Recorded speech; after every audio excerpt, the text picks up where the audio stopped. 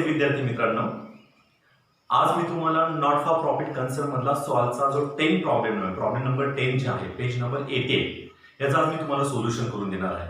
Okay, not for profit concern मधला problem number 10.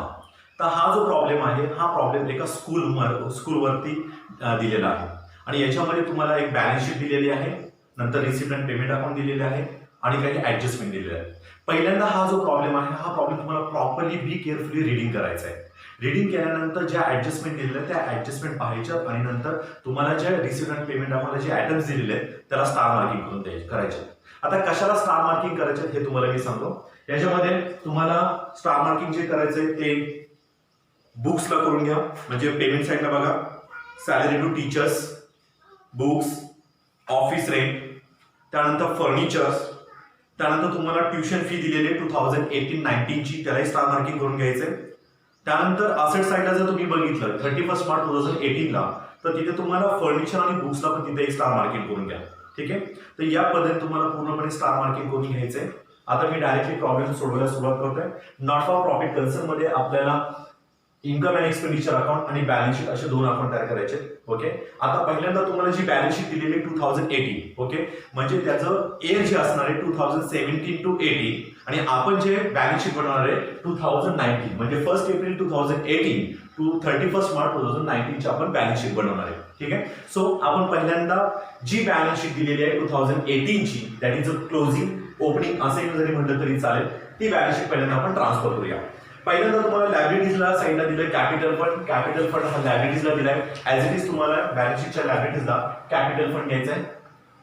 Capital fund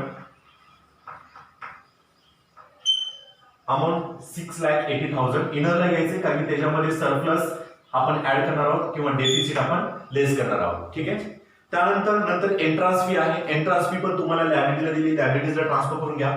entrance fee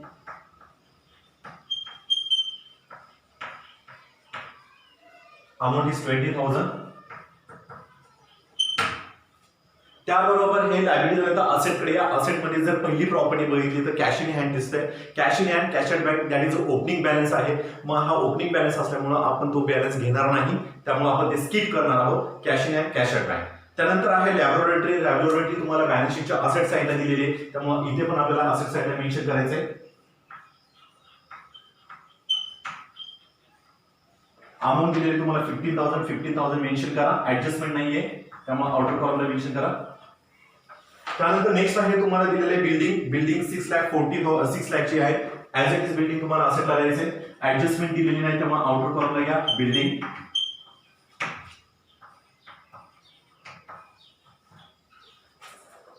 त्यानंतर next आहे furniture 40,000. As it is furniture balance शीटच्या asset साईडला घ्यायचे. Furniture 40,000 inner कॉलमला घ्यायचे. ऍडजस्टमेंट दिलेले बॅलन्स शीटच्या 2018 च्या बॅलन्स शीट मध्ये फर्निचर 40,000 चं दिलेलं आहे आणि जर तुम्ही पेमेंटला पाहिलं तर पेमेंट मध्ये तुम्हाला फर्निचर 50,000 चं दिसतंय. म्हणजे याचा अर्थ की या फर्निचर मध्ये हे 50,000 चं फर्निचर ऍड झालेलं आहे. मग आपण काय करायचं, इथे ऍड करा. ऍड परचेस 50,000, टोटल आले 90,000. ऍडजस्टमेंट आहे, डेप्रिसिएशन आहे. डेप्रिसिएशन त्यावेळेस आपण पूर्णपणे डेप्रिसिएशन लेस करणार आहोत. त्याचबरोबर नेक्स्ट आहे बुक्स आहे. 22,000 चे बुक्स दिलेले आहेत तुम्हाला. बुक्स प्रॉपर्टी आहे, असेटला द्यायचे बुक्स 22,000. त्याच्यामध्ये पुन्हा जर तुम्ही पेमेंटला पाहिलं तर पेमेंटला तुम्हाला बुक्स परचेस केलेले दिसतात 15,000 चे. इथं या परचेस जसं आपण फर्निचर ट्रान्सफर केलं त्याच पद्धतीने आपण बुक्सचं पण आपण एंट्री करतो, ट्रान्सफर करतोय. बुक्सची अमाऊंट आहे 15,000, 15,000 रुपये. Amount is 37,000. त्याच्यावरती पण डेप्रिसिएशन दिलेलं आहे. ओके, मी वाटलं तिथं लिहितो लेस डेप्रिसिएशन येईल, त्यावेळेस मी मेन्शन करेन लेस डेप्रिसिएशन. बुक्स झाल्यानंतर ट्युशन फी रिसिवेबल आहे 10,000 ची. गेल्या वर्षी ट्युशन फी रिसिवेबल होती 10,000 ची. ओके, आणि जर तुम्ही करंट इयरचं रिसिप्ट अँड पेमेंट आपण बघितलं, रिसिप्ट साईडला तुम्हाला बघायला दिसेल 2017-18 चे 8,000 फक्त मिळाले. म्हणजे 10,000 मिळायला पाहिजे होते, त्यातले 8,000 मिळालेले आहेत. म्हणजे याचाच अर्थ की 2,000 आपल्याला ट्युशन फी मिळालेली नाही, ती अजूनही आउटस्टँडिंग आहे. म्हणून तुम्हाला इथं लिहायचे outstanding tuition fee 2017-18 that is 2000. इनरला घ्या कारण की त्याच्यावरती अजून एक ऍडजस्टमेंट आहे, त्यावेळेस आपण मेन्शन करू 2019-20 ची आहे. त्यानंतर नेक्स्ट पूर्णपणे आपण बॅलन्स शीट ट्रान्सफर केलेली आहे, असेट साइड लायबिलिटी साइड 2018 ची बॅलन्स शीट. आता येऊया आपण रिसिप्ट अँड पेमेंट अकाउंटला. रिसिप्ट अँड पेमेंट अकाउंटला दिलं तर तुम्हाला पहिल्यांदा दिसेल to balance brought out, cash आणि बँक हा बॅलन्स दिसेल, बरोबर आहे. सेम ऍज इट इज तुम्हाला असेटला पण तुम्हाला कॅश आणि बँकचा बॅलन्स दिलाय, ऍज इट इज तीच अमाऊंट तुम्हाला खाली दिलाय, त्यामुळे तो ओपनिंगचा बॅलन्स आपण घेणार नाही. त्यानंतर नेक्स्ट आहे ट्युशन फी 2017-18 चा आपण आता ट्रान्सफर करून घेतलेला आहे 2018-19 ची ट्युशन फी 1 लाख रुपये आहे, म्हणजे 1 लाख रुपये ट्युशन फी आपल्याला मिळालेली आहे. ठीक आहे, tuition fee that is your income, रिसिप्टचा संबंध इन्कमशी आहे, त्यामुळे आपण इथे लिहायचंय by tuition fee 1 lakh rupees. Okay, त्याच्यावरती ऍडजस्टमेंट पण दिलेली आहे. ऍडजस्टमेंट नंबर जर बघितलं तर ऍडजस्टमेंट नंबर 1 तुम्हाला सांगितलंय की tuition fee are outstanding for the current year that is 5000, म्हणजे 5000 रुपये, 5000 रुपीज अजूनही आउटस्टँडिंग आहे. आणि आउटस्टँडिंगचा नियम तुम्हाला माहितीच आहे की आपण काय करतो, त्या एक्सपेन्सेस मध्ये त्या इन्कम मध्ये आपण ऍड करतो. आता हे इन्कम आहे म्हणजे इथे लिहायचे तुम्हाला add outstanding tuition fee that is 5000. Okay, इथे लिहायचं 1,05,000. आता आउटस्टँडिंग आहे, बरोबर आहे, येणे बाकी आहे, म्हणजे याचा अर्थ की आपले इन्कम वाढले म्हणजे आपले असेट 100% वाढणार आहे. इथे लिहा outstanding tuition fee 2018-19 that is 5,000. Total लिहा आउटर कॉलमला 7,000. ओके, तर या पद्धतीने आपण ट्रान्सफर केलेला आहे ट्युशन फी. ऍडजस्टमेंट नंबर 1 पण आपण पूर्णपणे कंप्लीट केलेली आहे. त्यानंतर नेक्स्ट यायचं फाईन कलेक्टेड. रिसिप्टचा संबंध मी सांगितलाय इन्कमचे, त्यामुळे सर्व आता आपल्याला इन्कम मध्ये मेन्शन करायचं. ठीक आहे, next first is fine collected that is 2000. Fine collected 2000. Next is admission fee that the amount is 10,000. Admission fee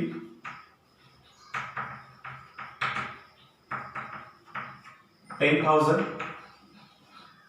त्यानंतर नेक्स्ट आहे टर्न फीज 7,000 दिलेले, इन्कम लिहायचे by term fees. Term fee amount is 7,000. Next donation to for library, डोनेशन दिलेलं आहे, लायब्ररीसाठी donation आहे, म्हणजे ही आपली लायब्ररीज आहे, त्यामुळे आपल्याला हे लायब्ररीजला मेन्शन करायचंय. डोनेशन फॉर लायब्ररी अमाऊंट जी तुम्हाला दिलेली ती अमाऊंट मेन्शन करायची 1,000. त्यानंतर नेक्स्ट आहे इंटरेस्ट ऑन बँक डिपॉझिट. बँकेमध्ये जे डिपॉझिट केलेले आहेत, एफडी केलेली आहे, त्याच्यावरती इंटरेस्ट मिळाला दॅट इज युअर इन्कम. इन्कमला घ्यायचंय by interest on deposit amount is 5,000 that is your income. आणि this is the last government grants revenue आहे. गव्हर्नमेंट ग्रँट्स आपल्याला इन्कमच आहे, बरोबर, ते पण आपल्याला इन्कम साइडला मेन्शन करायचंय बाय गव्हर्नमेंट ग्रँट्स.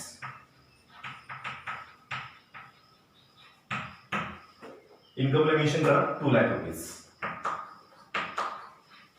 ओके, या पद्धतीने आपण पूर्णपणे रिसिप्ट साइड पूर्णपणे ट्रान्सफर केलेली आहे. आता आपण जाऊया पेमेंट साइडला. पेमेंट साइडला जर बघितलं तर पेमेंट साइडला तुम्हाला पहिल्यांदा दिसेल सॅलरी टू टीचर्स, बरोबर आहे. टीचरला सॅलरी दिलेली आहे, ऍडजस्टमेंट आहे, त्यामुळे आपल्याला इनर कॉलमला मेन्शन करायचं salary. Okay, amount is 1,80,000. Adjustment दिलेले आहे, ऍडजस्टमेंट काय आहे ते आपण पहिल्यांदा लगेच क्लिअर करून घेऊया म्हणजे तुमच्या लक्षात येईल. ठीक आहे, ऍडजस्टमेंट नंबर सेकंड बघा सांगेल salary to teacher is outstanding 15,000. आपण जे टीचर्सची सॅलरी दिलेली आहे ती 15,000 आउटस्टँडिंग आहे, द्यायची आहे, देणार आहोत. म्हणजे आउटस्टँडिंग आपण काय करतो, ऍड करतो. इथे लिहून शकता तुम्ही add outstanding salary that is 15,000 1,95,000. Okay, आता आउटस्टँडिंग सॅलरी म्हणजे आपला एक्सपेन्सेस वाढलाय, बॅलन्स शीटच्या लायबिलिटीजला मेन्शन करायचंय. Outstanding salary that is 15,000. Okay. त्यानंतर पुढे आल्यानंतर तुम्हाला सॅलरीज टू ऑफिस स्टाफ साठी पण सॅलरी दिलेली आहे. Same that is your expenditure. Salary to office staff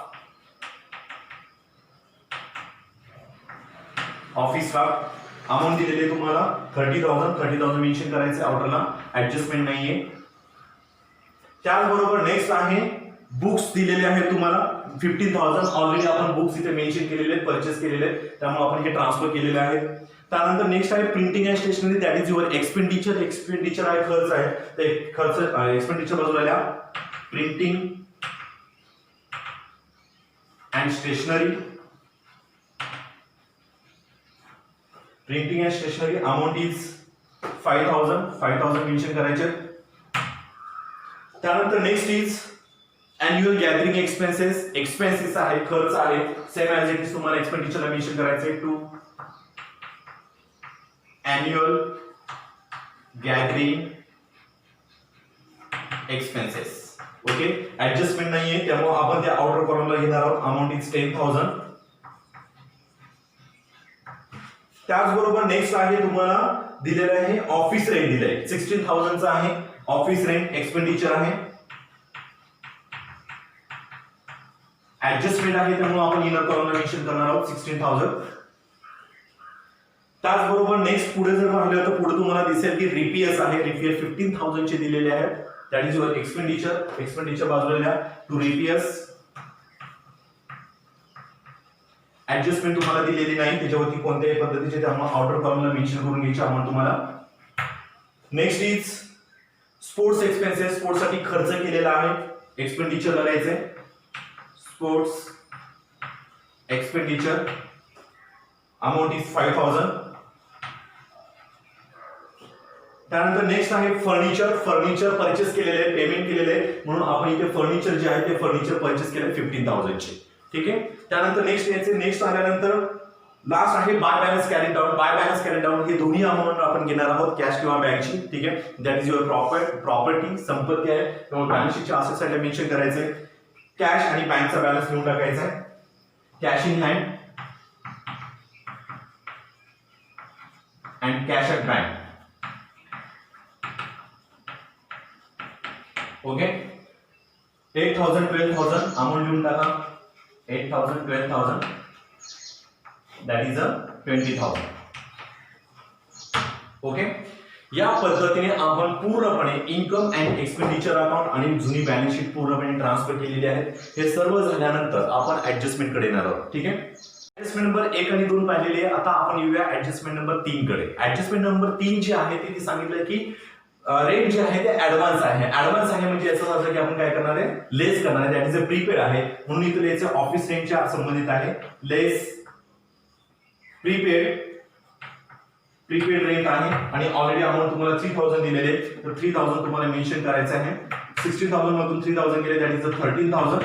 okay. आता प्रीपेड आहे, प्रीपेड रेंट आहे, ऑलरेडी पेड केलेले आहे, म्हणजे याचा अर्थ की दुसरा इफेक्ट तुम्हाला पुन्हा येणार आहे बॅलन्स शीटच्या असेट साईडला. मग बॅलन्स शीटच्या असेट साईडला मेन्शन करायचंय प्रीपेड रेंट अमाऊंट जी तुम्हाला दिलेली आहे 3,000 तीच ऍज इट इज तुम्हाला इथे मेन्शन करायची 3,000. ओके. तर या पद्धतीचं पूर्णपणे आपण ऍडजस्टमेंट नंबर जी 3 नंबर आहे ती पूर्ण केली. आणि सगळ्यात महत्त्वाची ऍडजस्टमेंट नंबर आहे नंबर 4 ची, की ज्यावरती बुक्स वरती तुम्हाला 15% डेप्रिसिएशन कॅल्क्युलेशन करायला सांगितलं. ठीक आहे. मग आता आपण 4 बघतोय की डेप्रिसिएशन ऑन बुक्स 15% सांगितले. डेप्रिसिएशन ऑन बुक्स जे आहे तर त्याच्यावरती आपल्याला 15% डेप्रिसिएशन काढायचं. मग आता डेप्रिसिएशन ऍट द रेट 15% आपण हे कॅल्क्युलेशन करूया. Okay.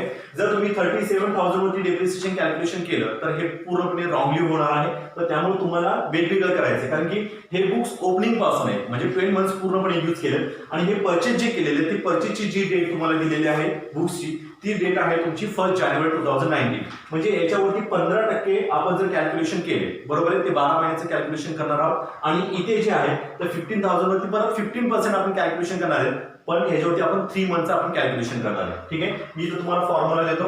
22,000 into 15 upon 100 into 12 upon 12.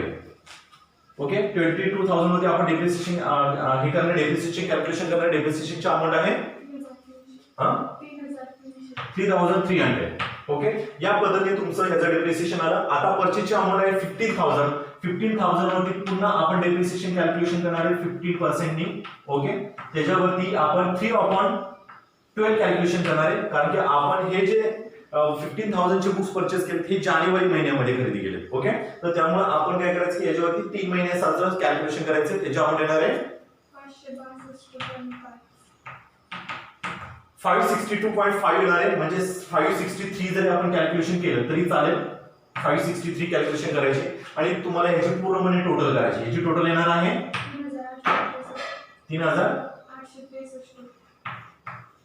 3,863 ही तुमची टोटली बुक्स जे आहे त्या बुकचं डेप्रिसिएशन आलं. तर तुम्हाला मायनस करायचंय 3,863.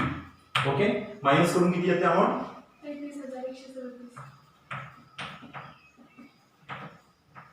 तुमची जी अमाऊंट येणार आहे डेप्रिसिएशन मायनस करून 33,137 येणार आहे. ठीक आहे, आता हे जे डेप्रिसिएशन आहे हे डेप्रिसिएशन घ्यायचं आणि आपल्या बॅलन्स एक्सपेंडिचर मी बाजूला मेन्शन करायचं. Depreciation on books. Okay, direct आपण आउटरला घेतली तरी चालेल. 3,863. ओके, आता हे झालं आपलं बुक्सचं डेप्रिसिएशन. आता आपण येऊया ऍज इट फर्निचरचं डेप्रिसिएशन कॅल्क्युलेशन करायचं 15% नी. ठीक आहे, 15% ते कॅल्क्युलेशन करूया आपण. बघा 40,000 दिलेले आहेत. 14,000 वरती आपल्याला कॅल्क्युलेशन करायचंय 15%, 10% आहे इंटू 12/12 कॅल्क्युलेशन करायचंय. त्यानंतर किती अमाऊंट आली? 4,000. इथे अमाऊंट जी येणार आहे 4,000 येणार आहे. त्यानंतर नेक्स्ट आहे 50,000. 50,000 चे आपण फर्निचर परचेस केले. Rate of interest that is 10%. Interest means depreciation rate. आणि आपण कितीला आपण कधी खरेदी केले परचेस केले तर 1 जुलै 2018 ला आहे. म्हणजे जुलै टू मार्च दॅट इज 9 मंथ्स. 9/12 कॅल्क्युलेशन करायचे आणि ह्याचं जे आन्सर येणार आहे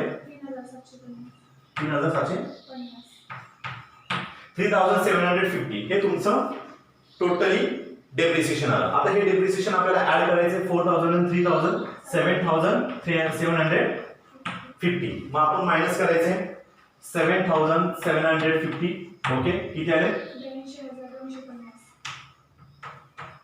82,250 ही तुमची अमाऊंट आहे. आता 7,750 जी अमाऊंट आहे ही आपलं डेप्रिसिएशन आहे. तर इथं लिहायचंय to depreciation on furniture. Furniture amount depreciation घ्यायची 7,750. ओके, तर या पद्धतीने आपण पूर्णपणे फर्निचर आणि बुकचं डेप्रिसिएशन कॅल्क्युलेशन केलंय. वर्किंग नोट तुम्हाला मी इथे मेन्शन केलेली होतीच. ठीक आहे, तर या पद्धतीने करायचं. हे प्रॉब्लेम झाला असेल तर आपण पूर्णपणे टॅली करायचं. मग टॅली करत असताना पहिल्यांदा आपल्याला इन्कमची टोटल करायची. इन्कम मधून आपण एक्सपेंडिचर मायनस केलं तर सरप्लस येईल आणि एक्सपेंडिचर मधून जर इन्कम मायनस केला तर आपला डेफिसिट येईल. ओके, तर या प्रॉब्लेम मध्ये आपला काय येतोय? सरप्लस येतोय. ठीक आहे, आता काही आपण इन्कमची टोटल करूया. आपण डायरेक्टली टोटल करूया. टोटल करण्याची वेळ नाही घालवणार. ओके, इन्कमची टोटल येणार आहे 3,29,000. इन्कमची टोटल आहे 3,29,000 तुमच्या बुक मध्ये दिलेली आहे. ठीक आहे, सेम टोटल तुम्हाला ऍज इट इज इथे घ्यायची 3,29,000.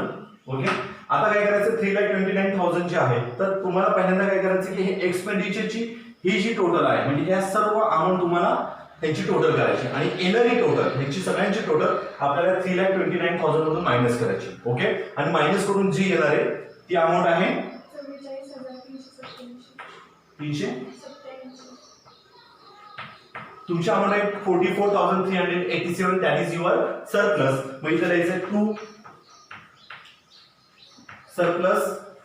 ओके, हा जो सरप्लस आहे हा सरप्लस आपल्याला काय करायचं या कॅपिटल फंड मध्ये ऍड करायचं. मग कॅपिटल फंड मध्ये ऍड करा. Add surplus.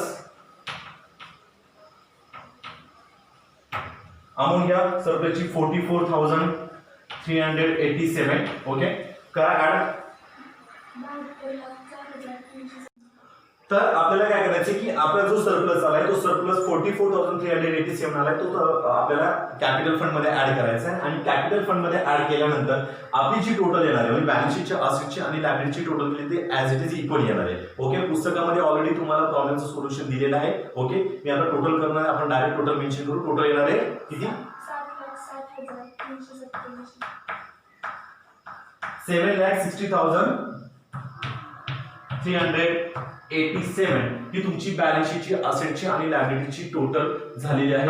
तर या पद्धतीचा आपला नॉन प्रॉफिट कन्सर्नचा प्रॉब्लेम आहे. हा प्रॉब्लेम अत्यंत सोपा आहे. हा स्कूलचा प्रॉब्लेम आहे. ठीक आहे, त्यामुळे याच्यामध्ये काही डिफिकल्टी नाही. ज्या डिफिकल्टी आहेत जे काही प्रश्न आहेत तर तुम्हाला मी याच्यामध्ये सोल्युशन दिलेलं आहे. ओके, धन्यवाद. Thank you so much.